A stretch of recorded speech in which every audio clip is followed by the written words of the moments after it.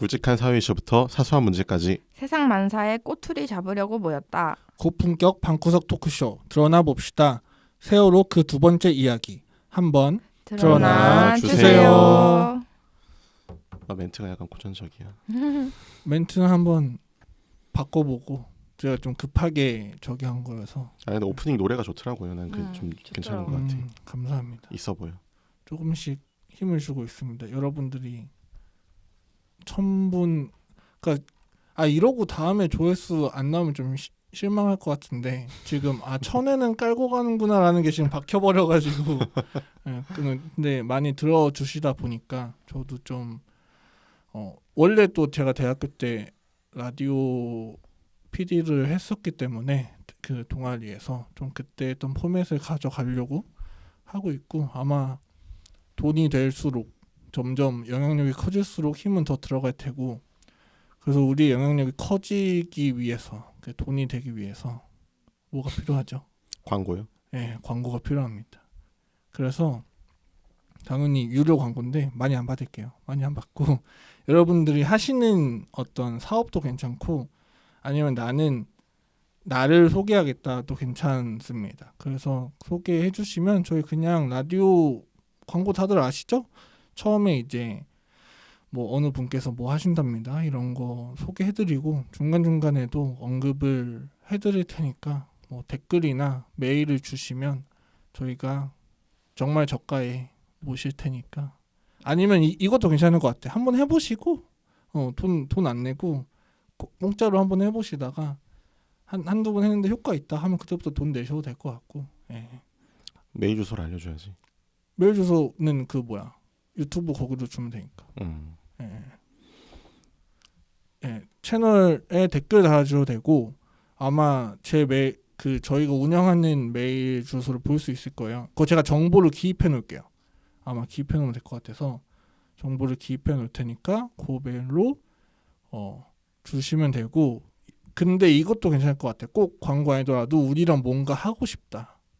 그러니까 이런 거 하는데 너네가 와서 좀 떠들어 제껴줬으면 좋겠다. 혹은 책을 좀 썼으면 좋겠다. 혹은 방송을 같이 했으면 좋겠다. 다 괜찮으니까 많은 문의와 협업 메일 주소 남겨놓을 테니까 그걸 주시면 좋을 것 같습니다. 아니면 자기가 일하는 사업장에 이런 문제가 있는데 같이 이런 문제에 대해서 얘기해줬으면 좋겠다라고 하시면 와가지고 얘기해 주셔도 좋고요. 그리고 이거는 자꾸 혼자만 생각한 거 죄송해요. 이거는 자꾸 혼자만 생각한 거 방송에서 바로 얘기해서 좀 그렇긴 한데 원하시면 와서 같이 떠드는 것도 재밌을 것 같아요. 물론 인터뷰를 좀 빡세게 할 거긴 합니다. 와서 이상한 소리 하려고 왜냐면은 터트릴 생각으로 오면 안 되니까 왔는데 막 어디랑 성행이 너무 잘하던가 와서 좀 이상한 얘기하면 안 되니까 그런 건 자르면 되지. 예, 그런 것도 좀 혼자 생각만 하고 있습니다. 아무튼 여러 가지 재밌는 거 했으면 좋겠어서 먼저 제안 주시면 저희도 같이 해보면 좋을 것 같습니다. 그리고 이건 제가 영업할 때 하는 말인데 지금 저희한테 아무도 협업을 요청하지 않고 계시거든요. 그래서 지금 하시면 성사될 가능성이 굉장히 높기 때문에 이런 거 해도 되나 하는 거 한번 해보면 좋을 것 같고 나는 약간 그런 거 생각하고 있어. 우리가 사이즈가 좀 더 커지면은 내가 이제 활동하면서 사귀었던 각종 단체들에 가서 우리가 이런 거 하는데 이제 그럼 같이 좀 해보시죠라고 내가 개인적으로 제안해볼 생각도 좀 있거든요. 저희 그거 됐나요? 그 서대문 뉴스레터에 올라갔나요? 그거 뉴스레터가 너무 빨리 나와가지고 이번에 못 올라갔고 지금 이번에 세월호 얘기하는 거는 내가 이제 거기 편집국장님한테 얘기해서 같이 올려주십사 하고 얘기를 해보려고 거기도 이제 세월호 특집으로 계속 이제 내려고 하고 있는 것 같더라고요. 그러면 어쨌든 조회수가 잘 나왔던 게 그것 때문은 아닌 것 같고 네, 좋습니다. 네, 많이 들어주시고 이거 본론 들어가기 전에 구독 한 번씩 해주시면 좋을 것 같습니다. 그래서 본론 다시 해서 1부 때 미처 다하지 못한 세월호 진상규명에 대한 이야기 이런 것들이 밝혀지지 않았다 해서 나눌 수 있을 것 같아요. 정치적인 이야기와 실제 사건에 대한 이야기를 뭐라고 명명해야 될지 잘 모르겠는데 정치적인 이야기와 실제 재해에 대한 이야기로 나눌 수 있을 것 같고 앞에서는 그러니까 일부에서는 정치적인 얘기를 좀 많이 했다면 지금은 좀 재해적인 이야기를 좀 맞죠? 재해적인 이야기를 좀 하려고 하고 그러고 이제 좀 구조적인 이야기까지 다시 다루려고 해서 저희 느룽지님 스타트로 하면 좋을 것 같습니다. 일단 제가 궁금한 거는 잠시만요. 아까 뭔가 생각했는데 그러니까 이 조타수들이 운행할 때마다 되게 불안하고 되게 계속 엄청 흔들렸다는 얘기를 많이 해가지고 아무튼 그 배를 실제로 운행하는 사람들은 그 사람들인데 왜 그 사람들의 의견이 반영되지 못했을까? 이런 것도 좀 얘기해 보면 좋을 것 같고 그리고 그 배 자체가 이명박이 그 배 운행 기간을 30년인가 35년에서 40년으로 늘렸다 했나? 아무튼 배 수명이 있잖아요. 근데 이명박 정권에서 이명박이 그걸 한 10년 정도 더 늘렸대요. 그러니까 원래 같으면 수익성이 없어서 그게 중고배잖아요. 그래서 그 중고배를 굳이 수입하지 않는데 또 그런 면도 있는 거잖아요. 그런 것도 얘기해보면 좋을 것 같고 이게 약간 진상규명이랑 좀 다른 결일 수도 있긴 한데 네 그렇습니다. 요거에 대해서 내가 좀 더 얘기할 수 있을 것 같아. 요거는 일단은 배에서 그 당시 이제 세월호가 가고 있던 맹골 수도에서 조타를 잡고 있던 사람은 3등 항해사였단 말이에요. 이게 배라는 어떤 구조 자체가 선장이 되게 강력한 권한을 갖고 있고 거기서 모든 이제 선장이 말하는 건 다 이제 칭칭시하로 다 따라야 되는 그런 구조란 말이죠. 근데 그런 선장도 결국에는 선주 배의 주인인 선주의 얘기에 따라서 다 좌지우지되는 거긴 하지만 그 당시에 그 맹골 수도라는 데가 되게 좁고 급류가 심하고 그런 이제 항해에 어려움이 있었음에도 불구하고 그 당시 3등 항해사가 운전을 하고 있었단 말이죠. 그런 데서 약간 좀 뭐랄까 군대에서 짬 때리기를 당한 게 아닐까라는 생각도 약간 들기도 하고 사실 어려운 데일수록 좀 경험이 많고 되게 좀 실력이 있는 사람이 운항을 해야 되는 게 맞잖아요. 근데 배에서 이제 보면 이제 로테이션식으로 계속 돌아가는데 그날 하필이면 당직이 그 사람이 걸려가지고 운전을 하게 됐던 것 같은데 자꾸 이제 운전이라고 하네 항해라고 해야 되는데 그렇게 된 것 같은데 그런 거를 고려하지 않고 그냥 시스템적으로 쭉 돌아가다 보니까 그렇게 잡게 된 것 같기도 하고 그럼에도 불구하고 이런 어려움이 있으니까 이거는 좀 실력이 있고 경험이 많은 사람이었으면 좋겠습니다라고 건의하지 못한 거는 배라는 구조 안에서 되게 수직적인 구조가 있어가지고 그렇게 된 것 같기도 하고 그렇거든요. 또 이제 근데 제가 그 본 다큐에서는 원래는 이준석인가 아무튼 원래는 좀 더 선장 높은 사람이 같이 하는 거였나 아무튼 그 사람이 하는 거였는데 그 뒤에서 누가 이제 지시를 하고 있었다 그러더라고요. 그게 아니라 모르겠네. 정확하게 기억나는 거는 그날 불꽃놀이 축제를 배에서 해가지고 그거를 정리하러 간 거예요, 한 명이. 그래서 3등 항해사 한 명만 그걸 다루고 있었다고 하더라고요. 아무튼 그러면 이제 또 이런 얘기 할 수 있겠죠. 아무튼 위험하니까 그거 뒷정리는 다른 사람 시킨다든지 해서 아무튼 거기에는 더 높은 급의 항해사가 갈 수 있게 했어야 된다라고는 할 수 있겠네요. 네. 또 뭔 얘기하려고 그랬지? 또 여기서 또 이제 과적이나 약간 배 구조적인 문제 이런 거 얘기했었잖아요. 근데 약간 그 세월호 2022년도에 세월호 조사위원회에서 보고서를 냈는데 거기서 이제 외인설과 내인설 중에 아무것도 이제 이게 맞다라고 정확한 결론을 못 내렸지만 그럼에도 불구하고 세월호 자체가 보건성이 취약했고 낡았고 과적을 했다라는 거는 되게 공통적으로 다 나오는 사안이거든요. 경찰 조사 이거는 제일 최초에 검찰이 조사를 했을 때부터 이제 2022년도에 이제 최종 결과 보고서가 나왔을 때까지 다 공통적으로 지적하는 바더라고요. 보면은 이제 출항 전에 여객선이 안전점검 보고서 같은 거를 작성을 하는데 보고할 때는 승선 인원이 464명에 일반 화물이 657톤 이렇게 실려 있다라고 얘기를 했고 이제 세월호의 안전 적재량이 한 1,000톤 가량 된대요. 그런데 실제로 이제 사고가 일어나서 알게 된 거는 실제로는 사람들이 476명이 타고 있었고 화물은 2,214톤이 실려 있었다. 최대의 거의 2배 가까운 화물을 싣고 다녔던 거죠. 그리고 그러니까 이제 화물에 고정 장치나 이런 것들을 해놨어야 되는데 그런 것들도 되게 부실하게 됐고 4개가 달려야 될 자리에 2개만 해서 고정시켜 놓고 그리고 또 이제 배 같은 경우에는 운항하면서 평역을 맞추기 위해서 바닥에 이제 물 같은 걸 채워 넣을 수 있는 수밀 장치나 이런 것들을 항상 점검을 해야 된단 말이죠. 세월호가 이제 낡았고 그러다 보니 이 침수 대비를 할 수 있는 수밀 관리 시스템 같은 게 부실해 가지고 이게 언제든지 열닫을 수 있는 관리가 됐었어야 되는데 항상 열려 있었고 낡아 가지고 수리도 못 하고 있었고 그런 것들에 대한 공통적인 지적들이 다 있더라고요. 그래서 이게 외인설을 주장하는 사람들이나 내인설을 주장하는 사람들이나 배 자체의 어떤 구조적인 문제가 항상 존재하고 있었다라는 지점은 다 지적을 하고 있는 바더라고요. 그러면은 이게 왜 여태까지 이렇게 관리가 안 되고 과하게 배 자체의 어떤 수송 능력을 오버하는 정도의 어떤 일을 계속 하고 있었냐를 좀 생각을 해보자면 당연히 이득을 극대화하기 위해서 그러지 않았을까요?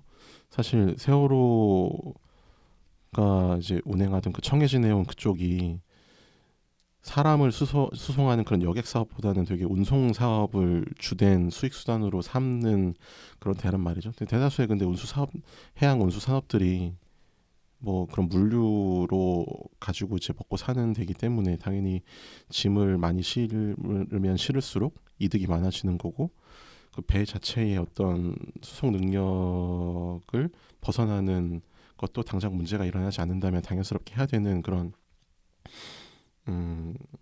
수익 위주의 운영 방침 그런 게 있어서 문제가 되지 않았나라는 생각이 들더라고요.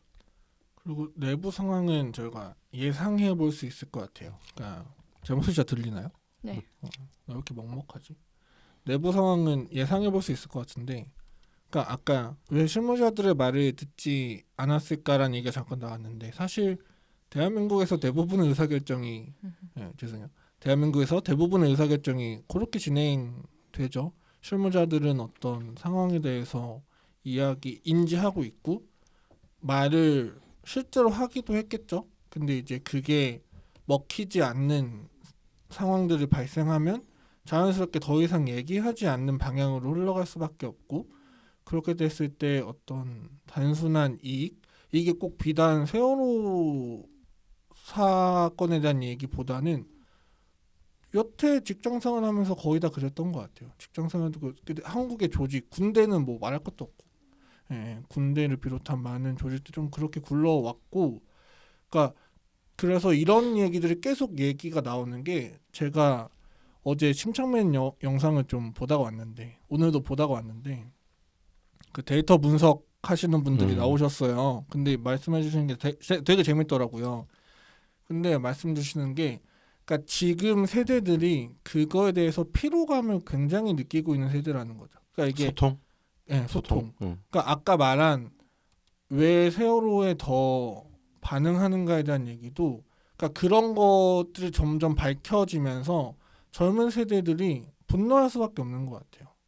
그런 어떤 소통도 없고 그런 과정들이 뭐 실제로 그들 주장했는지는 모르죠. 근데 주장했다고 하니까 그걸 듣는 거죠. 이런 문제가 있었으면 얘기함에도 불구하고 안 됐다라는 것들이 제가 정확한 예가 떠오르진 않는데 저 들었던 경험이 있고 그래서 그런 것들에 대해서 분노감이 있을 수밖에 없고 그래서 좀 앞으로 어떻게 해야 되냐라는 이야기를 하면 결국 돌고 돌아 다시 자본주의 얘기를 할 수밖에 없고 그런 것들이 타파되면서 우리가 좀 더 상식적인 이야기, 상식적인 의사결정을 좀 해야 되지 않나 그런 생각도 좀 듭니다.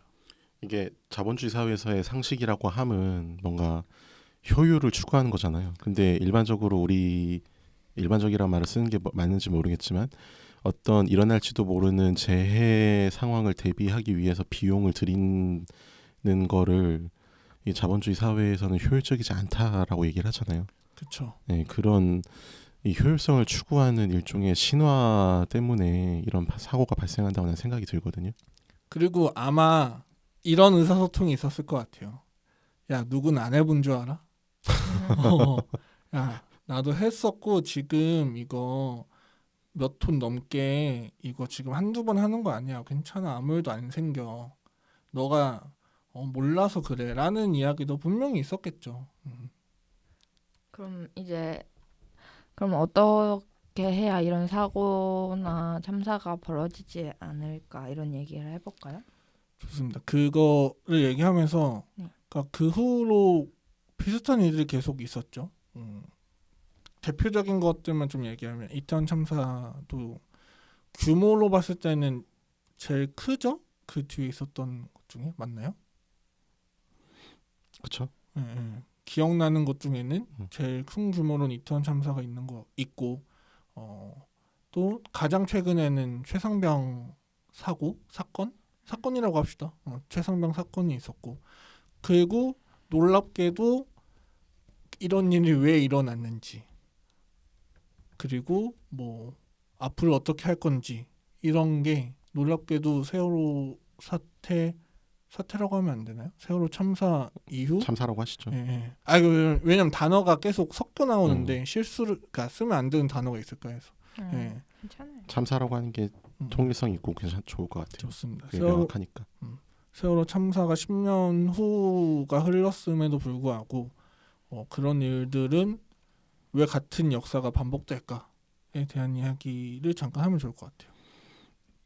그러니까 이거는 우리나라가 성장 과정에서 계속 아까 얘기하기도 했지만 어떤 자본주의적 이율의 극대화를 위한 효율성을 되게 추구해왔잖아요. 그런 과정에서 어떤 안전이나 어떤 금전적인 가치 이외의 것들을 다 버리고 성장을 해왔단 말이죠. 제가 이게 해양운수 산업이 어떻게 성장해왔는지에 대해서 약간 조사를 해온 게 있는데 이게 이제 우리나라에서 62년도 박정희 시절에 경제개발 계획을 이제 본격적으로 진행하기 시작하면서 제일 주목을 했던 것 중에 하나가 우리나라에도 해운업을 많이 이제 성장시켜야 된다. 왜냐? 뭐 지금 당장 철도도 안 깔렸고 도로도 안 깔렸고 이런 상황에서 배가 수송할 수 있는 물류의 양이 엄청나잖아요. 그러니까 이제 박정희 정권 입장에선 이 해운 사업을 되게 성장시킬 필요성이 있었단 말이죠.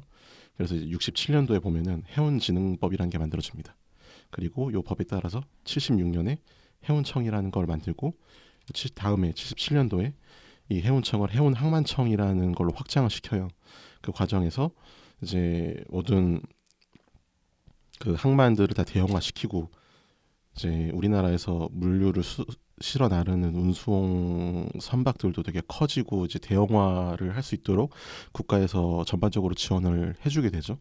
이게 이게 어떤 형태로 이루어졌냐면은 산업은행을 통해서 선박 구입 비용을 대출해주거나 지원해주는 방식으로 이루어졌단 말이에요. 근데 이런 과정에서 당연히 이제 문제가 생기죠. 이제 회사들 입장에서는 그냥 이제 나라에서 돈 주니까 그거 가지고 선박 아무거나 산 다음에 지금 나라에서 운송 산업을 되게 열심히 늘리고 있으니까 이 배들의 수요가 늘어날 거 아니에요. 그러니까 배 아무거나 낡은 거 하나 산 다음에 가만히 있으면 배 가격이 오르니까 되팔렘 하는 거예요. 그런 식으로 이제 국가에서 돈을 받아다가 낡은 배 아무거나 사가지고 되파는 그런 형태로 이제 계속 산업이 발전해 왔는데 이게 예전에 이제 강만수 기재부 장관이 쓴 현장에서 본 한국경제 30년이라는 책이 있어요. 거기서 보면은 이 해운 산업판이 정부가 뒷돈을 대 벌어진 투전판이라는 얘기를 하거든요. 말 그대로 이제 해운사들이 그냥 정부에서 돈 놓고 받아 먹으면서 자기네들의 어떤 안전이나 이런 거 안전이라기보다는 뭐라고 해야 되나 그 이익의 극대화를 위해서 엄청 돈놀이를 해왔던 판이란 거죠. 그런 과정에서 만들어진 게 이제 1989년에 유병언 아저씨의 그 세모 해운이고, 이 세모 해운은 이제 97년에 도산 처리가 된 이후에 이 사람이 다시 이제 99년에 청해진 해운을 만들어요. 이런 과정에서 생긴 게 우리나라의 어떤 해운 산업이고, 이런 과정에서 당연히 이제 뭐 선박의 안정성이라든지 어떻게 하면 안전하게 화물을 수송할 수 있고 뭐 그런 문제에 대해서는 다 도외시 되는 거죠. 근데 질문이랑 조금 다른 것 같아서. 아, 약간 다른 건가? 예, 예. 그러니까 어떻게 그건 이제 해주시면 될 것 같아요. 그러니까 처음 질문은 이런 일들, 그러니까 세월호 이후로 비슷한 역사들이 반복되고 있는데 왜 역사는 고쳐지지 않을까? 예, 였는데 지금 해운 사업의 역사에 쭉 훑어주셨는데 이제 적용을 해주시면 될 것 같습니다. 이게 결국에는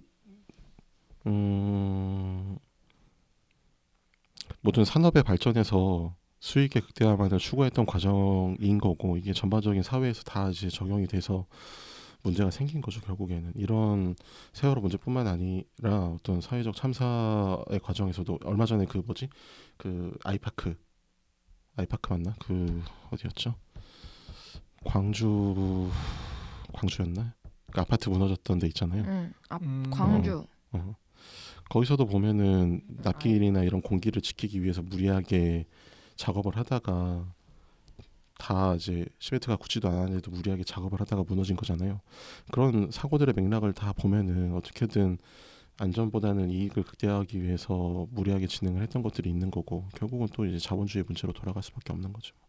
그리고 제가 알기로는 우리나라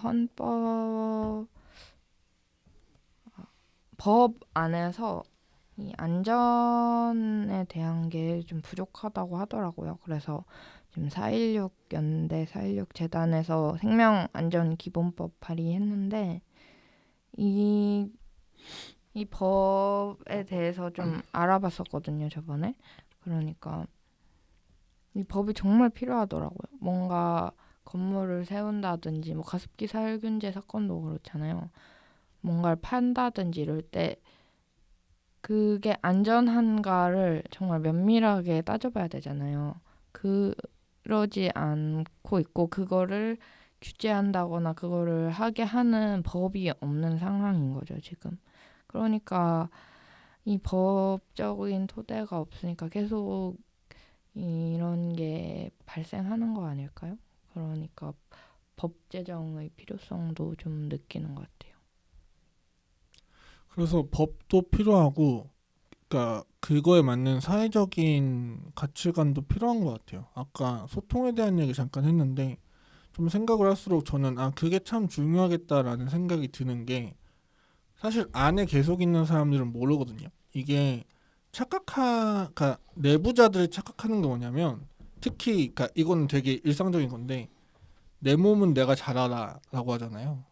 그러니까 내가 나로 산 게 몇 년이고, 그러니까 내가 이 바닥에 있던 게 몇 년이고, 잠깐 이태원 참사 이야기를 하면 지금 할로윈 파티를 한 게 몇 년째인데 그때 동안 아무것도 없었는데 너는 왜 갑자기 요상한 얘기를 하냐? 라는 의사소통이 분명히 있었을 거라고 생각해요. 이거는 뭐 음모론이라고 치부하시면 할 말은 없지만, 이건 증명할 수는 없지만 대부분의 사회의 의사 소통이 그런 식으로 되죠.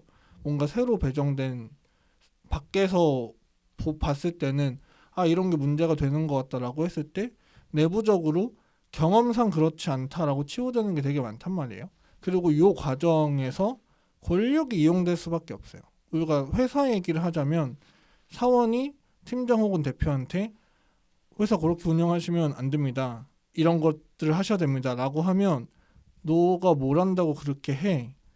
너무 지금 개인적인 경험을 얘기하고 있나요? 약간 그런 것 같아. 약간 지금 빗대어서 지금 최근에 분노할 만한 일이 있어가지고 자기 경험을 가지고 얘기하고 있는 것 같아. 지금 분노할 만한 일이 최근에 있어서 난지 모르겠지. 그러니까 근데 이건 되게 흔한 의사소통이란 말이에요. 그러니까 아까도 뭐 조타수의 의견을 왜 듣지 않았냐 이런 얘기 계속 이어지는 건데, 그러니까 우리 사회가 좀 더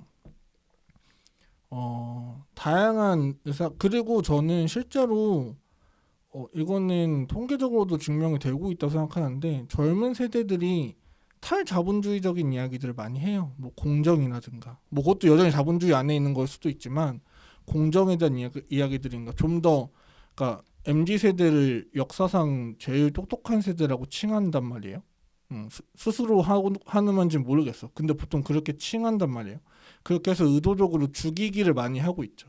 그래서 제가 SNL을 굉장히 싫어합니다.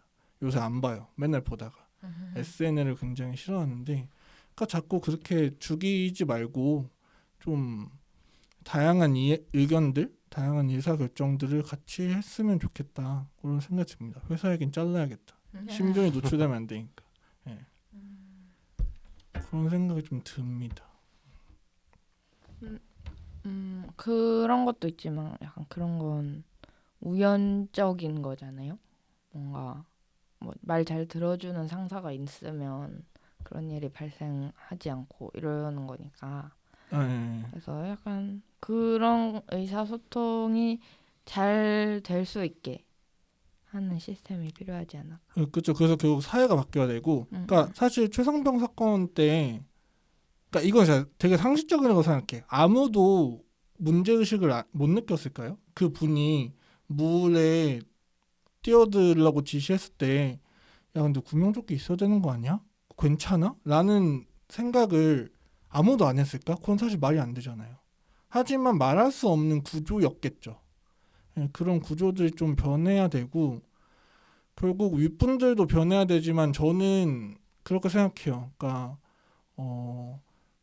조금 회자가 됐던 것 중에 이 세월호 때 가만히 있으라 그래서 가만히 있는 학생들에 대한 이야기도 나온단 말이에요. 근데 저도 막 지하철 타고 이러면 잠깐 열차가 멈췄으니까 가만히 계세요 라는 방송 심심찮게 들리거든요. 저는 또 기차를 되게 많이 탔었는데 그런 거 되게 흔해요. 기차가 잠시 어쩌고 저쩌고 해서 멈추니까 잠시 기다리세요. 근데 거기서 뛰어나가는 용기 쉽지 않거든요. 예. 그래서 그런 것들이 구조적으로도 또 개인의 의지적으로도 좀 의식 수준이 많이 올라가야 되지 않나? 라는 생각도 또 듭니다. 약간 말이 좀 흐름이 좀 약간 이상하게 흘러가는 것 같은데 그러면은 그러니까 백우님이 얘기하시는 건 그런 상황에서 박차가지고 나갈 수 있는 시스템이 돼야 된다는 얘기예요? 잘 모르겠어. 무슨 얘기하고 있는지. 그러니까 정리를 해주시면 좋을 것 같아요. 개인들이 좀 더 의식을 가져서 뛰어나가야 되는지 안 나가야 되는지를 알아서 좀 판단을 할 정도로 의식이 발달해야 된다? 이런 느낌인가요? 그러니까 이게 약간 좀 꼬인 것 같은데 그 처음으로 다시 돌아가서 처음부터 다시 얘기하면 그러니까 이제 저는 문제 제기를 하는 그러니까 이거예요. 그러니까 이건데 여기서 확대하면 될 것 같은데 문제 제기를 하려는 움직임은 분명히 있을 것이고 있었을 것인데 요것들이 막히는 어떤 구조들이 바뀌어야 된다. 약간 맥락이 약간 다른 것 같은데 세월호 문제는 그 국가가 보호해야 되는 대상을 제대로 보호하지 못한 문제인 거잖아요. 결국 그 시스템을 구성하고 있는 구성원들을 지켜주지 못한 일종의 시스템의 배신인 문제인 건데 그거는 이제 시스템 공동체라고 할게요. 공동체의 회복과 신뢰를 다시 만들어야 되는 문제인 거지. 약간 그래서 맥락이 약간 다른 것 같아요. 그러니까 이 얘기를 한 이거는 저는 사실 모든 관점에서 그런 관점인데, 그러니까 이거죠. 그러니까 어쨌든 우리는 자본주의에서 살고 있다는 거죠. 그러니까 아까 세상이 바뀌어야 되는 거, 어떤 윗선들 바뀌어야 되는 게 있는데, 그럼 넌 아무것도 안 할 거야? 라는 맥락인 건데, 그럼 결국 그러니까 그 당시에 분명히 만류하는 것들이 저는 있었을 거라고 생각하고 그런 것들, 그러니까 이게 이 사건이 일어나지 않기 위해서는 그러니까 저는 쭉 이어진다고 생각하는데 문제 제기들이 분명히 있었을 것이고 그 문제를 사회가 잘 반영해야 하지 않나? 라는 얘기여서 맥락이 다를 수도 있죠. 맥락이 다른 걸 수도 있는데 뭔가 저는 그렇게도 좀 한번 이야기를 해보고 싶어서. 그러니까 구조적인 문제가 있는 거에 대해 하는 거는 맞고, 근데 그거를 변화시키기 위해서 어떤 걸 해야 되냐인 거잖아요. 그쵸. 그렇죠. 그래서 차라리 그 얘기 그러면은 쭉 이어나갈 수 있을 것 같아. 쭉 이어나갈 수 있는데, 그러니까 결국 너는 뭐 할 거냐라는 거예요. 이런 사회를 만들어가기 위해서, 그러니까 이런 사회가 되기 위해서, 그러니까 되게 싫어하는 태도인데 우리는 너무 당연하게 정치인 탓을 하거든요. 그래서 그게 어떻게 되냐면 나는 상관없는 거라고 생각해요. 저 조금 분노할게요. 그래서 어떻게 하냐면 그 노란 리본을 가방에 매는 걸로 모든 의사 표현을 중지해 버리죠. 그런 거에 저는 좀 어떤 심리가 있다고 보냐면 그걸 함으로써 나는 그 사건의 맥락이 좀 다를 수 있어요. 아까 얘기하던 거랑. 근데 궁극적으로 하고 싶은 얘기는 이거예요. 그러니까 그렇게 함으로써 난 이 사건에 참여하고 있어 라고 생각하는 사람들이 굉장히 많단 말이에요. 물론 맞아, 참여하고 있지. 하지만 거기서 그치면 안 된다는 거예요. 내가 노란 리본을, 저는 사실 노란 리본은 뭐 여러 가지 이유로 메고 다니지 않는데 그것에 그치지 않고 실제적으로 사건을 변화시키기 위해서, 이 세상을 변화시키기 위해서 우리가 실제적인 노력을 해야 하는데, 그렇다면 제일 먼저 문제를 문제라고 말할 수 있는 이 상황이, 사회가 돼야 되지 않을까라는 이야기입니다. 그거는 나도 열심히 해야 되지만 너도 열심히 하고 우리 사회 모두 열심히 해야 된다. 그러면은 이제 그런 개인들이 뭘 할 것이냐에 대해서 저는 그러면 뭐 4.16 연대에 가입을 하거나 뭔가 지금 세월호 10주기를 가만두지 못한 사람들 뭐 이런 거 있지 않아요? 그런 거에 가입을 한다든지 아니면 뭔가 시민 뭐 군인권센터에 뭐 후원 회원이 된다든지 뭐 그것만 하면 안 되겠지만 뭐 그런 시민단체에 들어가서 자신의 목소리를 집단적으로 낼 수 있도록 노력하는 게 필요하겠죠? 라는 생각을 합니다. 네, 저도 그렇게 생각합니다. 행동을 해야죠. 근데 그게 이제 전반적으로 드러났던 게 촛불이라고 생각하고, 나는 그 노란 리본 다는 것 자체도 의미가 있다고 생각해. 그걸로 그쳐서는 안 되겠지만, 근데 대다수의 이제 대중들은 우리 사회에서 자기 생업도 있고 그러니까 어떤 이런 사회적인 이슈에 대해서 지속적인 관심을 가지고 행동하기가 쉽지가 않단 말이에요. 그래서 결국에는 행동으로 나아가야 되지만, 그럼에도 불구하고 단계적으로 스텝을 밟아가면서 뭐 후원을 한다든지 이제 어떤 집회나 시위에 나가가지고 같이 동참한다든지 그런 식의 방식으로 실천을 할 수 있을 것 같아요. 네, 그래서 뭔가 이거는 소극적인 태도라고 저 스스로 생각해요. 소극적인 태도라고 생각하는데, 뭔가 세상을 바꾸고 체제를 바꾸고 뭐 자본주의를 무너뜨리는 것? 뭐 당연히 해야 되겠지만, 나 이거 되게 보수적으로 말하는 것 같은데, 당연히 그렇게 해야 되겠지만 어쨌든 우리는 자본주의 안에 살고, 그러니까 미시와 거시로 나누자는 얘기인 거죠. 거시적으로 해야 하는 것들이 분명히 있는데 미시적으로 해야 하는 것들도 분명히 있다. 약간 공감하는 것 같아요. 그러니까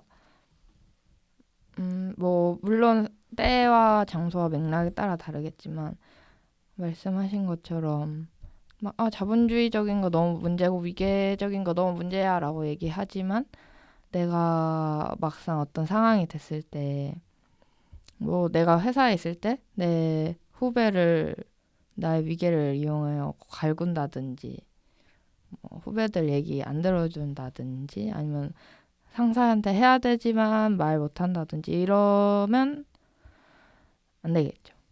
뭐 그런 말씀 아니신가요? 네, 그러니까 엄청 크게 확대해서 얘기하고 있는 거긴 해요. 뭔가 세월호로 뭔가 돌아보자라기보다 좀, 그것도 물론 하고 있지만 좀 엄청 구조적으로 크게 봤을 때 결국 이런 의사결정들이 있지 않았을까? 실제로 있었다고 주장하는 사람들이 있고, 그렇습니다. 내가 윗선에서 찍어 누르고 하는 그런 의사결정들. 그렇죠. 네.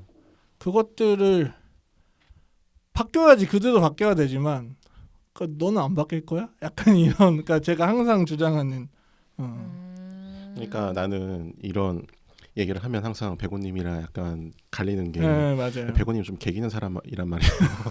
맞아요. 저 좀 좋은 표현이 아웃라이어야 아웃라이어. 저는 아닌 거 아니라고 말하는 사람이어서 그러니까 이 수능하는 사람들이 이해를 못해. 맞아요.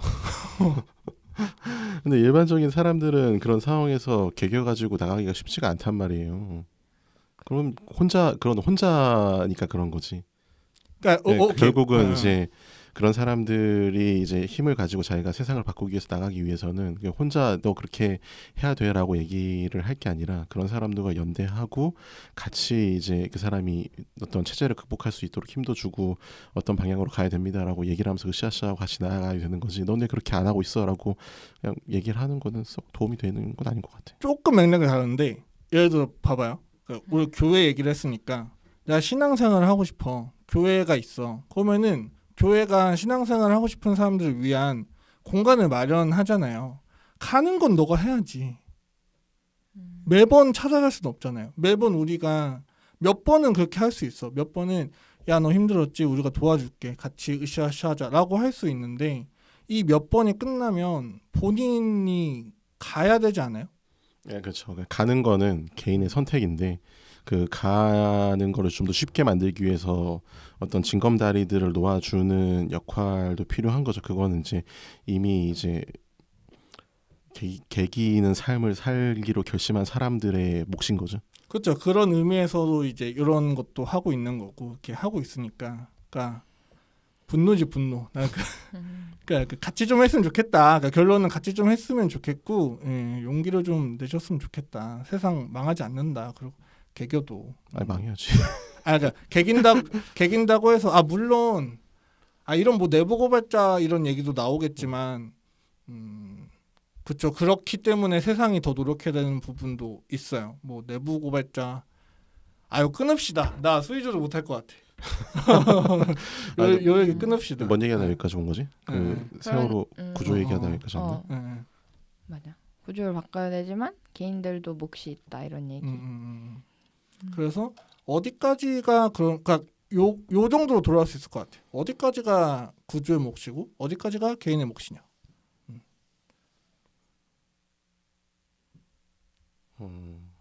세월호 사건에 있어서. 네, 그거를 좁히죠.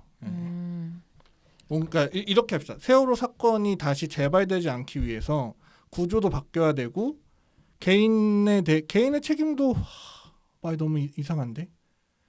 그러니까 그런 구조를 만들지 않기 위해서 개인은 무엇을 해야 하느냐.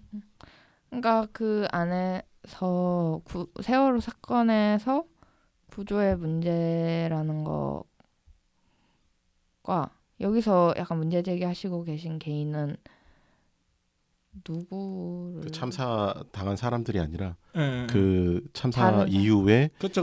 재발을 막 이런 사고들이 발생하지 않게 하기 위해서 개인들은 어떤 일을 해야 되느냐를 얘기하는 거잖아요. 그러니까 예를 들어서 이런 그러니까 실제로 있었던 문제가 이런 문제들을 미리 내부적으로 소통을 했는데 어떤 의사결정에서 되지 않았던 것 이런 것들 예를 드는 거죠. 그리고 뭐 것도. 오보도 사실은 사회 문제죠. 그 안에서 뭐 단순하게 하면 이런 얘기예요. 그러니까 그래도 기자는 공정성과 공익을 먼저 해야 되지 않을까요? 엄청 단순하게 얘기하면 이런 얘기를 좀 해볼 수 있지 않을까. 그러니까 저도 말하면서 정리가 안 돼서 섞였는데 가만히 있지 말고 나갔어야 된다라는 얘기를 하는 건 아니고 이게 사회 문제로 되면서 그 과정에 있던 이해 관계들이 굉장히 많잖아요.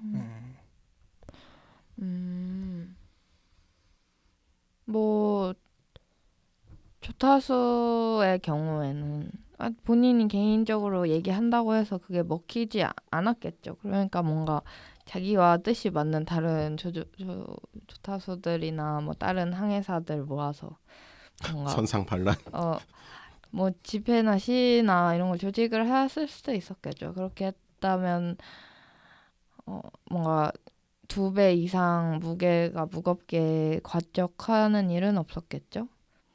근데 그런 노력을 하지 못하는 거는 아무래도 그분의 너 그런 말 해? 그럼 너 잘라. 그러면 그분은 이제 뭐 항해를 전문적으로 하신 분이라면 그분은 이제 일자리를 잃으시는 거니까.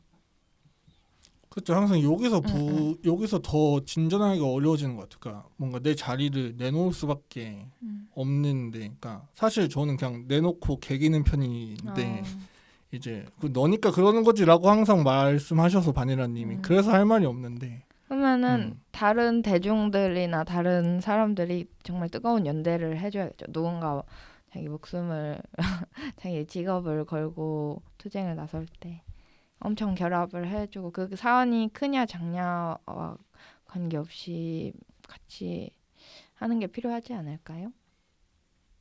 결국 연대가 연대해야 된다에 대한 이견은 없는 것 같아요. 다른 건 없는 것 같고 연대해야 된다는 건 맞고 결국 더 가까워져야겠죠. 정치라고 표현하자면 정치가 대중과 좀 더 가까워져야 되고 네, 그런 의미에서 지금 정치가 잘하고 있나? 라는 얘기도 다음에 한번 해보면 좋을 것 같네요.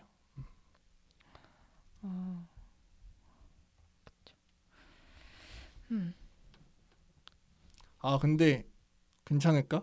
뭘?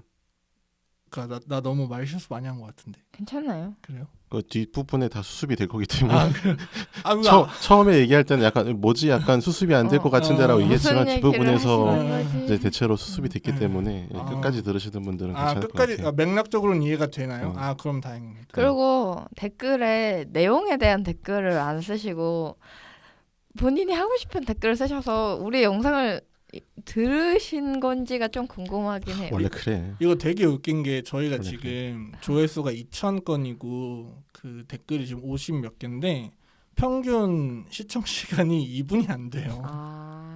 그렇구나. 그러니까 이게 어떤 이슈에 대해서 얘기를 한다는 게 그냥 올려놓고 거기 아래 댓글에 투기장을 만들어주는 그런 느낌이 좀 있는 것 같아요. 그리고 이제 한 20대 분들, 10대, 20대 분들은 저희 방송 아예 안 들으시고 이제 30대 이상 남성분들이 많이 이제 그러시더라고요. 근데 말투에서도 약간 그런데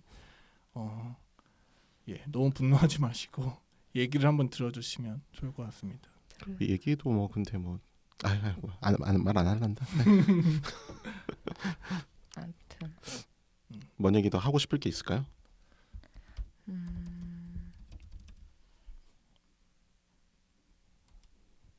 그러면 생명안전기본법에 대한 얘기를 좀 해보시면 어떨까요? 그 법이 되게 많은 걸 담고 있는데 그 중에 하나가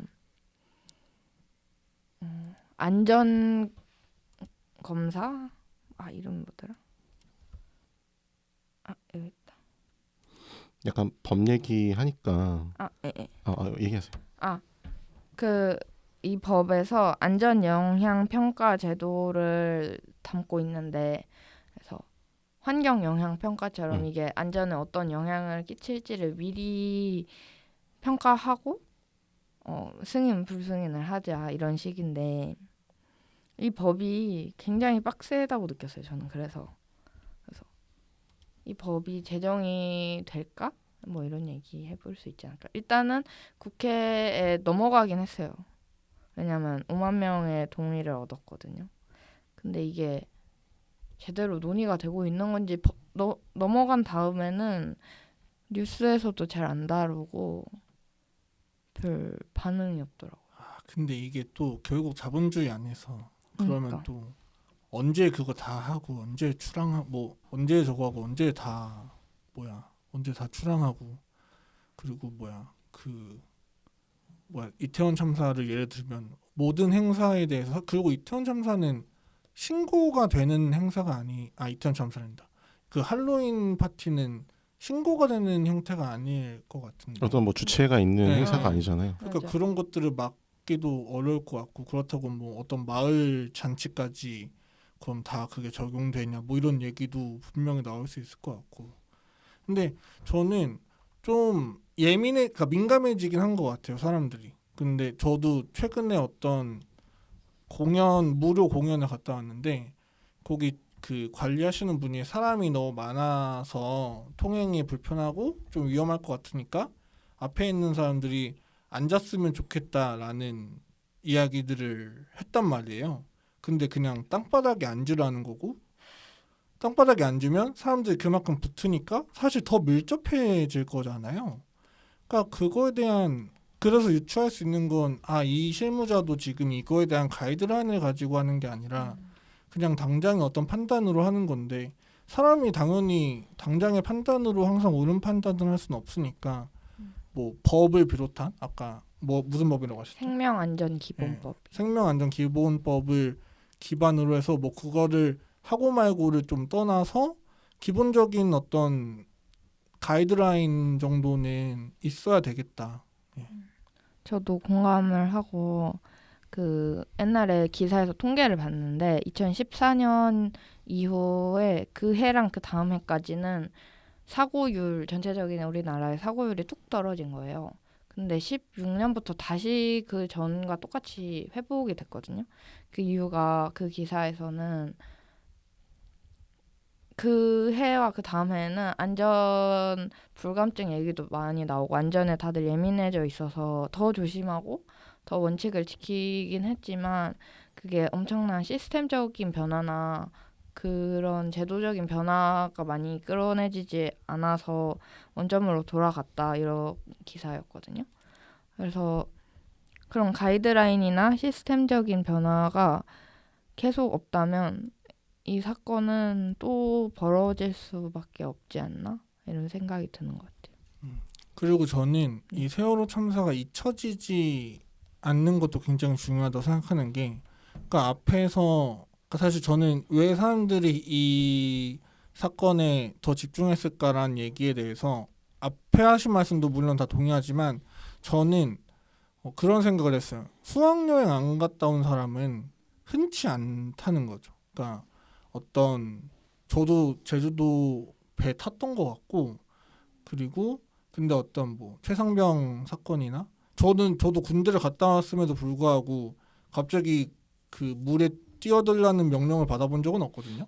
그리고 뭐 이태원 뭐 할로윈 데이에 뭐 그런 걸 좋아하는 사람도 아니고, 그래서 어떤 많은 사람들이 공감하기는 어려울 수밖에 없다고 생각하는데, 사실 누구나 학생이었고 제주도는 많이 갔다 보니까 이 사건이 더 주목도가 있을 수밖에 없겠다는 생각이 들었고, 그래서 이 사건이 잊혀지지 않고 저희가 이 사건에서 엄청 좋아하는 표현은 아니지만 그래도 배울 수 있는 점도 되게 많잖아요. 구조적인 문제들을 많이 받고. 그래서 그러니까 그런 얘기는 절대 아닙니다. 이거 덕분에 이걸 알게 됐으니까 뭐 이런 얘기는 절대 아니고, 그러니까 가치가 있다 이런 얘기는 절대 아니고, 문제점도 우리가 많이 봤기 때문에 그 문제점을 보완하는 형태로 이어져야 되고, 그러기 위해서는 이 사건이 좀 잊히지 않았으면 좋겠다라는 생각을 좀 하고 있습니다. 공감합니다.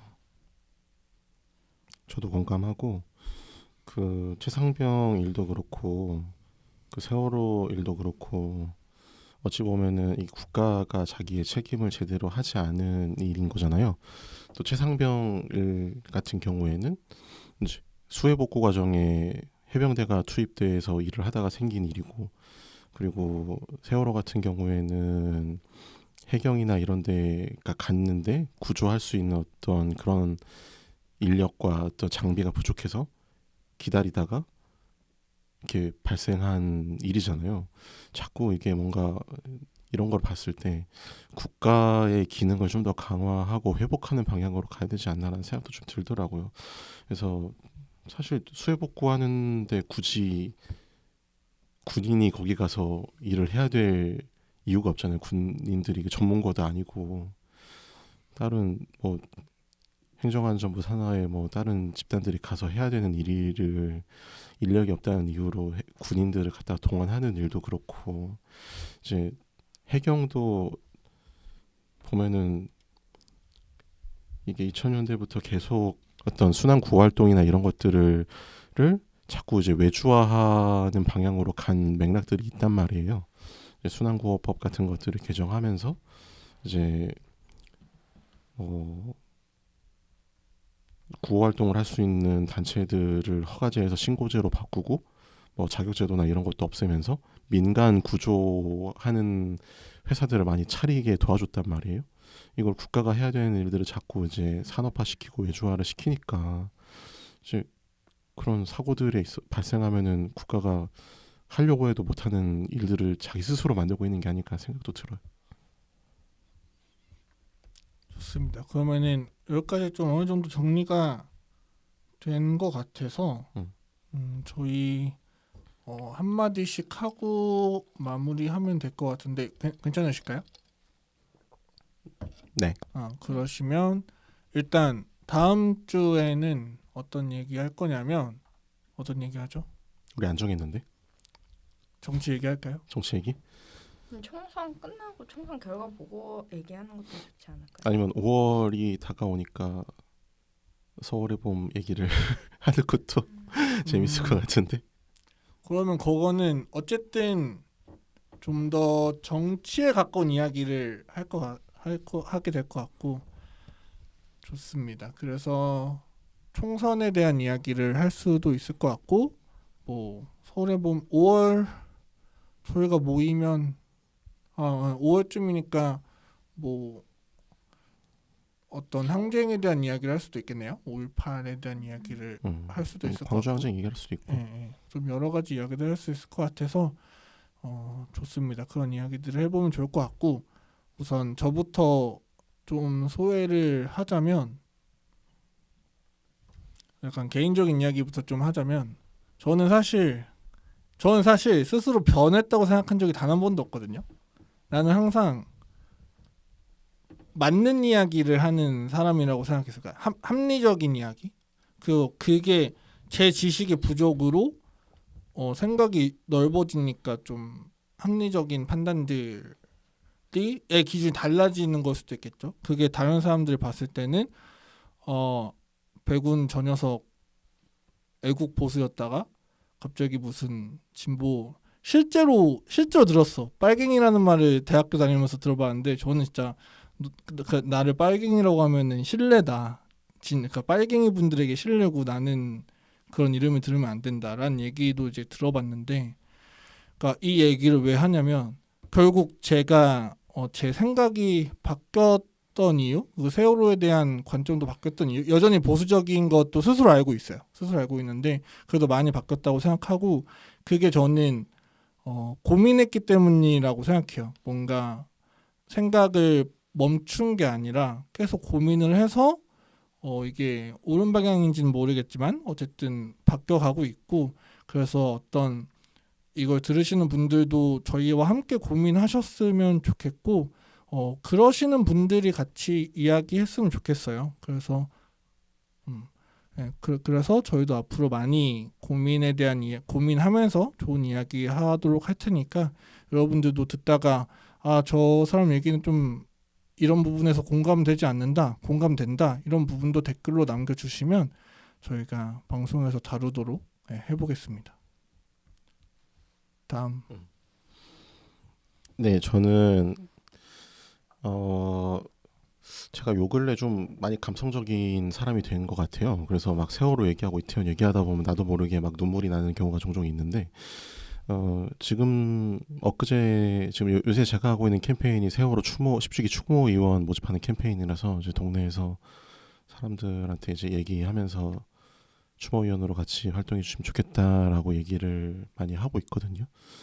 그래서 이거 들으시는 분들도 자기 동네에서 이런 이제 세월호 문제에 대해서 관심이 있고 좀 추모해야겠다라고 생각을 하신다면 이제 동네마다 하고 있는 분들이 계실 거예요. 그런데 좀 동참해서 같이 해주시는 작은 행복 하나가 좀 세상을 좀 더 안전하게 만들고 좀 잘못된 사회 모순된 지점들을 바꿀 수 있는 조그만 걸음이 될 거라고 생각하니까 혼자서는 못 하거든요. 많은 사람들이 되게 참여해주시고 같이 해주시면 좋겠다라고 생각이 들고 우리의 방송에서 한 얘기들이 그런 하나의 계기가 될 수 있었으면 좋겠다라고 생각하고 있습니다.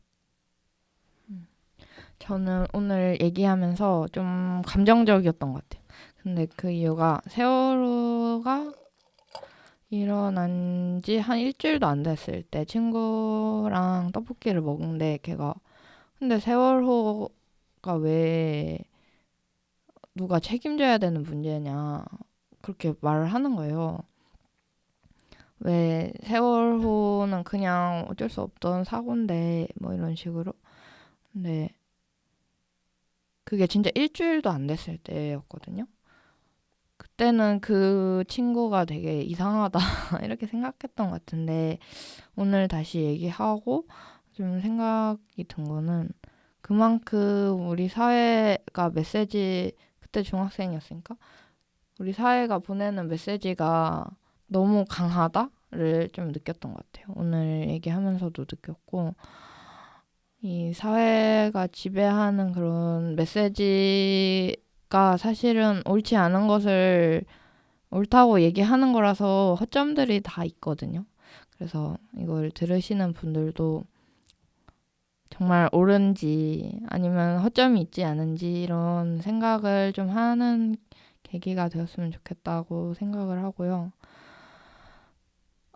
저도 아까 배구님 말씀처럼 이거에 대해 문제의식을 느끼신다면 사실 이거는 누구라도 그 배에 탔다면 있을 수 있었던 일이잖아요. 그러니까 그냥 노란 리본을 다는 것도 너무 좋고 노란 뭔가 그런 것도 좋은데 같이 자그마한 실천을 같이 하셨으면 좋겠다 이런 말씀을 드리고 싶습니다. 네, 좋습니다. 그러면은 저희 방송은 이렇게 다음 주에 돌아오도록 하겠고요. 다음 주가 아니라 이제 지금 예정되어 있는 아마 들으시는 분들은 이미 들으셨을 수도 있는 개인 브리핑 시간이 금요일에 있으니까요. 마음에 드셨으면 구독하시고 좋아요하시고 알림 설정 해놓으시면 그 개인 브리핑도 들으시면서 항상 고민하며 살아갔으면 좋겠습니다.